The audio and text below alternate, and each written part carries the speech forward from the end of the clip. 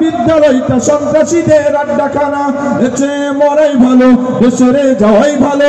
কি হবে ধোঁকা দিয়ে বিবেকটাকে, কি হবে বেঁচে থেকে।